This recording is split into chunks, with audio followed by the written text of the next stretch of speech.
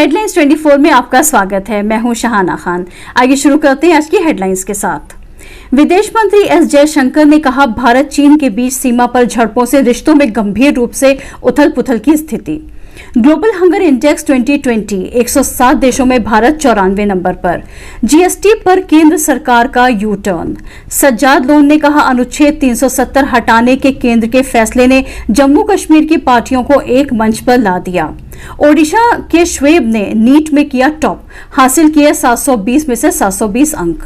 मुंबई में डॉक्टर्स को पड़ रही डॉक्टर की जरूरत, मानसिक तनाव में स्वास्थ्यकर्मी। पत्रकारों के खिलाफ यूपी में क्यों दर्ज होती है इतनी एफआईआर। पेरिस में अज्ञात हमलावर ने शिक्षक का सिर काटा। और तुर्की क्या अमेरिका की आड़ में अपनी महत्वाकांक्षा पूरी कर रहा है। आइए देखते हैं खबरें विस्तार से। विदेश मंत्री एस जयशंकर ने शुक्रवार को कहा कि जून में भारत चीन सीमा पर हिंसक झड़पों का बहुत गहरा सार्वजनिक और राजनीतिक प्रभाव रहा है तथा इससे रिश्तों में गंभीर रूप से उथल पुथल की स्थिति बनी है। पूर्वी लद्दाख की गलवान घाटी में 15 जून को हिंसक झड़पों में भारतीय सेना के 20 जवान शहीद हो गए थे, जिसके बाद दोनों देशों के बीच तनाव बहुत बढ़ गया था। चीन की पीपल्स लिबरेशन आर्मी के जवान भी हताहत हुए थे, लेकिन उसने स्पष्ट संख्या नहीं बताई। जम्मू कश्मीर के नेता सज्जाद लोन ने कहा कि आर्टिकल 370 हटाने के केंद्र सरकार के निर्णय ने क्षेत्र की सभी पार्टियों को एक मंच पर आने का मौका दे दिया। सज्जाद लोन को इस साल जुलाई में नजरबंद से रिहा किया गया था। लोन ने कहा, केंद्र की सरकारें आएंगी और जाएंगी, हम यहाँ के बाशिंदे हैं, पर्यटक नहीं, हम यहाँ टिक कर रहेंगे। लोन बीजेपी और पीडीपी की गठबंधन सरकार के मंत्री थे और जम्मू कश्मीर में पीपल्स अलायंस नाम का नया राजनीतिक धड़ा तैयार करने में उनकी अहम भूमिका रही। नीट परीक्षा 2020 के नतीजे आ चुके हैं। इस बार कोरोना संकट के बीच हुई परीक्षा का आयोजन प्रशासन और छात्रों दोनों के लिए चुनौतीपूर्ण रहा। इस परीक्षा में श्वेब आफ्ताब ने 720 में से 720 अंक लाकर टॉप किया है। श्वेब ने इसके अलावा दूसरा इतिहास ओडिशा में पहली बार नीट टॉपर बनकर भी रचा है। 100% अंक पाने वाले श्वेब के परिजन अपने बेटे की मेहनत और जज्बे से बहुत खुश हैं। विभिन्न मुद्दों को लेकर केंद्र सरकार पर हमलावर कांग्रेस के पूर्व अध्यक्ष राहुल गांधी ने ग्लोबल हंगर इंडेक्स 2020 में भारत की स्थिति को लेकर सरकार पर निशाना साधा है। ग्लोबल हंगर इंडेक्स में भुखमरी के मामले में 107 मुल्कों में भारत को 94 स्थान पर रखा गया है। राहुल गांधी ने इसी वैश्विक सूचकांक के सहारे सरकार पर अपने कुछ खास मित्रों की जेब भरने का आरोप लगाया है। राहुल गांधी ने शनिवार को अपने ट्वीट में लिखा, भारत का गरीब भूखा है क्योंकि सरकार सिर्फ अपने कुछ खास मित्रों की जेबें भरने में लगी है। दरअसल जहां तक भुखमरी और कुपोषण का सवाल है, हिंदुस्तान अपने कदरन छोटे पड़ोसी मुल्कों नेपाल, बांग्लादेश, पाकिस्तान से भी पिछड़ा हुआ है। 107 मुल्कों में इस सूची में भारत 94 स्थान पर है। रिपोर्ट के मुताबिक भारत भुखमरी के ऐसे स्तर से जूझ रहा है जिसे गंभीर माना जाता है। अनलॉकिंग के साथ लोगों में कोरोना का खौफ भले ही जाता रहा दिख रहा है, लेकिन दिन रात कोविड ड्यूटी पर लगे हमारे स्वास्थ्य कर्मियों का खौफ और तकलीफें बरकरार हैं। नतीजा, मानसिक तनाव इतना बढ़ गया है कि डॉक्टरों को ही डॉक्टर की जरूरत पड़ रही है। इंडियन मेडिकल एसोसिएशन यानी IMA महाराष्ट्र के मुताबिक 40% रेजिडेंट डॉक्टर दिमागी रोग के शिकार हैं। इतना ही नहीं, ICU के मरीजों को देखने वाले 25% फिजिशियन भी तनाव में हैं। मनोचिकित्सक कह रहे हैं कि कई स्वास्थ्य कर्मियों को डिप्रेशन की दवा भी खानी पड़ रही है। कोलकाता की गणेश चंद एवेन्यू में एक रिहायशी इमारत में आग लग गई है। समाचार एजेंसी PTI के अनुसार आग दुर्घटना में 2 लोगों की मौत हो गई, जिसमें 12 साल का एक बच्चा भी शामिल है। समाचार एजेंसी PTI के अनुसार ये जानकारी फायर ब्रिगेड के एक अधिकारी ने दी है। कोलकाता पुलिस के अधिकारी ने बताया कि इमारत में कुछ लोग फंसे हुए हैं और बचाव अभियान जारी है। भारत में कोरोना लॉकडाउन के दौरान गुड्स एंड सर्विसेज टैक्स यानी GST से राज्यों को मिलने वाले राजस्व में भारी कमी आई थी।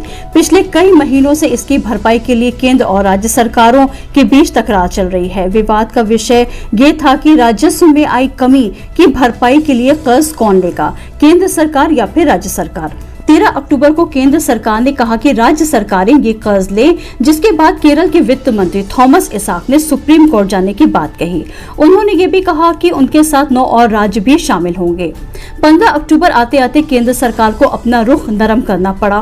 केंद्र सरकार ने गुरुवार को यू टर्न लेते हुए कहा कि राजस्व में आई कमी की भरपाई के लिए 1.1 लाख करोड़ रुपए का कर्ज अब केंद्र सरकार लेगी और राज्य सरकारों को लोन के रूप में देगी। बाराबंकी में दलित नाबालिग के साथ गैंगरेप और हत्या के खिलाफ शुक्रवार को आम आदमी पार्टी की महिला विंग ने लखनऊ कलेक्ट्रेट के बाहर प्रदर्शन किया। इस दौरान पुलिस जवानों से झड़प हुई। इसके बाद पुलिस ने लाठीचार्ज कर दिया। इससे तमाम कार्यकर्ताओं को चोट आई। पुलिस ने प्रदेश अध्यक्ष नीलम यादव समेत कई कार्यकर्ताओं को गिरफ्तार किया है। प्रदेश सरकार के द्वारा लोक निर्माण विभाग के 7 अधिशासी अभियंताओं को जबरन रिटायर किए जाने से साथी इंजीनियरों में आक्रोश है। शुक्रवार को उत्तर प्रदेश इंजीनियर एसोसिएशन के पदाधिकारियों ने राज्यपाल आवास के सामने स्थित विभाग मुख्यालय के बाहर 1 दिवसीय विरोध प्रदर्शन किया। पदाधिकारियों ने कहा है कि जो 7 अधिशासी अभियंताओं को जबरन रिटायर किया गया है, उस फैसले पर उत्तर प्रदेश सरकार विचार करे। ऐसे फैसले से अभियंताओं को सामाजिक और मानसिक क्षति पहुंची है। चुनाव के दौरान मतदाताओं को लुभाने के लिए शराब का प्रयोग आम बात है। अब बिहार में तो ये प्रतिबंध भी है, लेकिन फिर भी प्रदेश में शराब की आमद थम नहीं रही है। अवैध शराब कारोबारी बिहार में इसे लाने के लिए तरह तरह के हथकंडे अपना रहे हैं। अब छपरा में पुलिस ने एक ऐसी ही ट्रक से शराब बरामद करने का दावा किया है जिसमें फ्लाई ऐश ईट लदी हुई थी। जब्त शराब हरियाणा की बनी हुई है। पुलिस ने ट्रक के ड्राइवर और खलासी को गिरफ्तार कर लिया है। यूपी के फिरोजाबाद में 3 अज्ञात बदमाशों ने बीजेपी नेता डीके गुप्ता की निर्मम हत्या कर दी है। डीके गुप्ता बीजेपी मंडल के उपाध्यक्ष थे। अज्ञात बदमाशों ने उन्हें घेर कर उन पर ताबड़तोड़ गोलियां चलाईं, जिसमें उनकी जान चली गई, जिसके बाद अपराधी मौके से फरार हो गए। वारदात शनिवार रात की बताई गई है। बीजेपी नेता की इस तरह से की गई निर्मम हत्या के बाद इलाके में आक्रोश फैल गया। गुस्साए लोगों ने सड़क पर निकलकर हंगामा किया। मौके पर पुलिस और वरिष्ठ अधिकारी भी पहुंच गए। कोरोना काल में गरबा का मजा हो रहा कम, बचाव के लिए पीपीई किट में बनाई ट्रेडिशनल ड्रेस। कोरोना वायरस का कहर थमने का नाम नहीं ले रहा। कोरोना वायरस के संकट के कारण कई त्योहारों का मजा भी किरकिरा हो रहा है। कोरोना के कारण इस बार नवरात्रि में गुजरात में गरबा भी नहीं खेला जाएगा। हालांकि इसके बावजूद सूरत के एक संस्था के छात्रों ने कोविड प्रोटेक्टिव गरबा ड्रेस जरूर बना दी है। कोरोना वायरस से बचाव के लिए अस्पताल में डॉक्टर्स के जरिए पीपीई किट का इस्तेमाल किया जाता है। कई बार आम लोगों को भी पीपीई किट पहने देखा गया है। वहीं अब पीपीई किट से ही मिलती एक ड्रेस सूरत की संस्था के छात्रों ने बनाई है, जो खास तौर पर गरबा खेलने के लिए डिजाइन की गई है। ट्रिपल तलाक की याचिकाकर्ता डॉक्टर समीना ने सरकार से गुहार लगाई है कि ट्रिपल तलाक की जो महिलाओं के केस कोर्ट में पड़े हैं, उनकी जल्द से जल्द सुनवाई की जाए और ट्रिपल तलाक की महिलाओं को सरकार आरक्षण दे और उनको रोजगार भी प्रदान करे। अमेरिकी राष्ट्रपति चुनाव में 17 दिन बाकी हैं। राष्ट्रपति डोनाल्ड ट्रंप देश के लोगों को लुभाने में जुटे हुए हैं। फ्लोरिडा के प्लोल्ट में शुक्रवार को देश के बुजुर्गों को लुभाने की कोशिश करते नजर आए। उन्होंने वरिष्ठ नागरिकों की कोरोना वायरस से सुरक्षा को लेकर कहा कि मैं आपके लिए अपनी पूरी ऊर्जा और विश्वास के साथ लड़ लूंगा। ट्रंप ने कहा, बुजुर्गों को सबसे पहले कोरोना वैक्सीन मिलेगी। चीनी वायरस से उन्हें बचाने के लिए मैं पुरजोर कोशिश कर रहा हूं, ताकि साल खत्म होने से पहले सुरक्षित और प्रभावी वैक्सीन उन्हें दिया जा सके। अमेरिका के 5.4 करोड़ वरिष्ठ नागरिकों की देखभाल, सहायता और उन्हें सम्मान देने के लिए हर दिन कड़ी मेहनत कर रहा हूं। सत्ता पक्ष ना विपक्ष, हम दिखाएंगे आपको पूरा सच। आज के लिए बस इतना ही। कल फिर मिलेंगे।